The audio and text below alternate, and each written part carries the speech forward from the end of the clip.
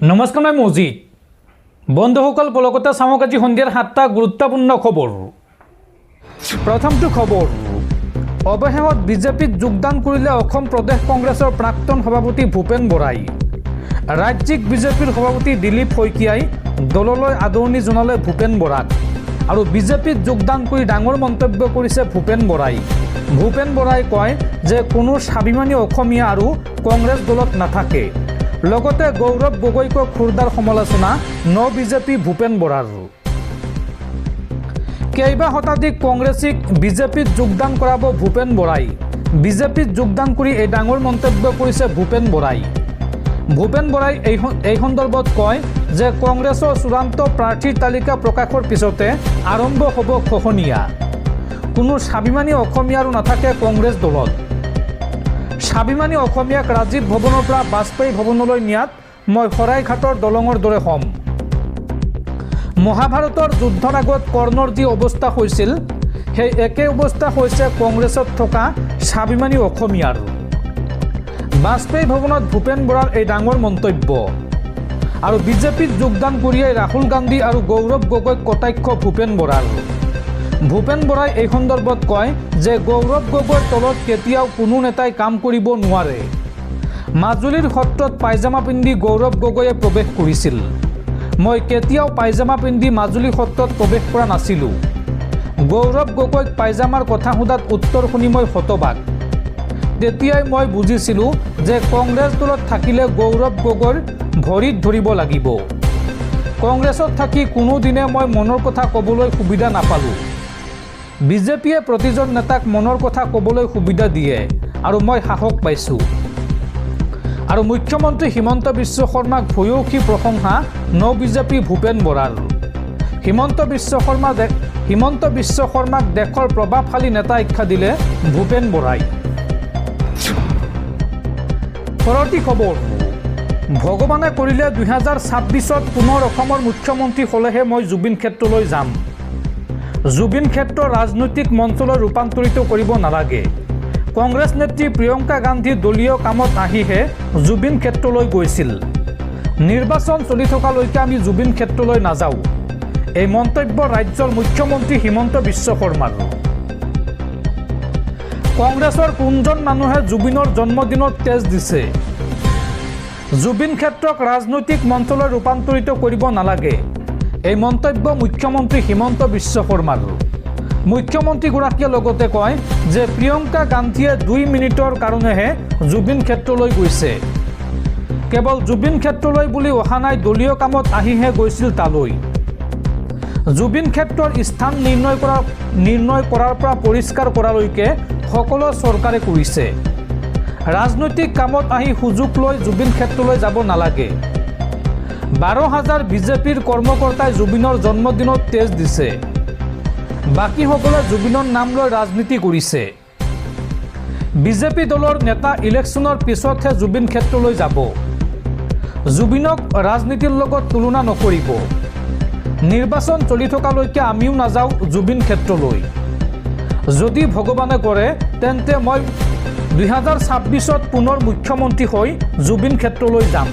এই মন্তব্য মুখ্যমন্ত্ৰী হিমন্ত বিশ্ব শৰ্মাৰ। মুখ্যমন্ত্ৰীয়ে লগতে কয় যে কংগ্ৰেছে মুকলিকৈ জুবিন গাৰ্গক লৈ ৰাজনীতি কৰিছে। প্ৰিয়ংকা গান্ধীয়ে কৈছিল মই জুবিনৰ নাম শুনাই নাই। যদি নাম শুনাই নাই তেন্তে জুবিন ক্ষেত্ৰলৈ কিয় গৈছিল? অসমীয়া মানুহক আৱেগিক কৰি ভোট লোৱাৰ পৰম্পৰা বহু পুৰণি। 855 জন শ্বহীদৰ বাকৰিলৈ প্ৰিয়ংকা গান্ধী কিয় নগ'ল? ভূপেন হাজৰিকাৰ সমাধিলৈ কিয় নগ'ল প্ৰিয়ংকা গান্ধী? জুবিন ক্ষেত্ৰক লৈ পুনৰ এই ডাঙৰ মন্তব্য ৰাজ্যৰ মুখ্যমন্ত্ৰী হিমন্ত বিশ্ব শৰ্মাৰ। পৰৱৰ্তী খবৰ, ৰাজ্য জোকাৰি যোৱা অৰ্ণমাই বৰা হত্যাকাণ্ডৰ অভিযুক্ত মইনুল হকক পুনৰ গ্ৰেপ্তাৰ। উচ্চতম ন্যায়ালয়ৰ নিৰ্দেশত অসম আৰক্ষীয়ে পুনৰ গ্ৰেপ্তাৰ কৰে মইনুল হকক। পূৰ্বে মইনুল হকৰ বিৰুদ্ধে সজাই আদালতে দিয়া মৃত্যুদণ্ডৰ ৰায় বাতিল কৰিছিল গুৱাহাটী হাইকোৰ্টে। আৰু গুৱাহাটী হাইকোৰ্টৰ এই ৰায়ৰ বিৰুদ্ধে উচ্চতম ন্যায়ালয়ৰ দ্বাৰস্থ হৈছিল ৰাজ্য চৰকাৰ। ৰাজ্য চৰকাৰৰ আপিলৰ প্ৰাৰম্ভিক শুনানি লৈ মইনুল হকক গ্ৰেপ্তাৰৰ নিৰ্দেশ উচ্চতম ন্যায়ালয়ৰ। আৰু উচ্চতম ন্যায়ালয়ৰ নিৰ্দেশৰ পিছতে অৰ্ণমাই বৰা হত্যাকাণ্ডৰ অভিযুক্ত মইনুল হকক পুনৰ গ্ৰেপ্তাৰ কৰিছে অসম আৰক্ষীয়ে। দৰ্শকসকল, আৰু বহুতো গুৰুত্বপূৰ্ণ খবৰ আছে। তাৰ আগতে আপোনাক জনাওঁ যে যদি আপুনি এতিয়ালৈকে এইটো ভিডিঅ'ত লাইক কৰা নাই তেন্তে এতিয়াই ভিডিঅ'টোত লাইক কৰি দিয়ক। আৰু এনেকুৱা ধৰণৰ ভিডিঅ'সমূহ নিতৌ চাবলৈ চেনেলটো ছাবস্ক্ৰাইব কৰি কাষত থকা বেল আইকনটো প্ৰেছ কৰি ৰাখক। পৰৱৰ্তী খবৰ, নিৰ্বাচনৰ সময়ত আয়াৰাম গয়াৰাম থাকেই। কেৱল কংগ্ৰেছতে নহয়, বিজেপিতো হয়, আৰু ইয়াৰ ফলত কংগ্ৰেছৰ কোনো ক্ষতি নহয়। ভূপেন বৰাৰ কংগ্ৰেছ দল ত্যাগ কৰা সন্দৰ্ভত এই মন্তব্য জ্যেষ্ঠ কংগ্ৰেছ নেতা ৰিপুণ বৰাৰ। পৰৱৰ্তী খবৰ, ২৬ৰ নিৰ্বাচনক লৈ ডাঙৰ খবৰ। বিৰোধীৰ মিত্ৰতাৰ অংক মিলিছে। মৰিয়নি ৰাইজৰ দললৈ এৰিবলৈ সাজু হৈছে কংগ্ৰেছ দল। ৯টা সমষ্টিত হ'ব দলটোৰ সৈতে মিত্ৰতা, আৰু 4টা সমষ্টিত হ'ব বন্ধুত্বমূলক প্ৰতিদ্বন্দ্বিতা। ডিমৌ নাওবৈচা বিচাৰি অটল দাবী অখিল গগৈ। পৰৱৰ্তী খবৰ, সলনি হোৱাৰ পথত দিল্লীৰ নাম। দিল্লীৰ নতুন নাম ইন্দ্ৰপ্ৰস্থ দিয়াৰ প্ৰস্তাৱ বিজেপিৰ সাংসদ প্ৰবীণ খাণ্ডেৱালাৰ। মহাভাৰতৰ যুগত দিল্লীক ইন্দ্ৰপ্ৰস্থ হিচাপে জনা গৈছিল।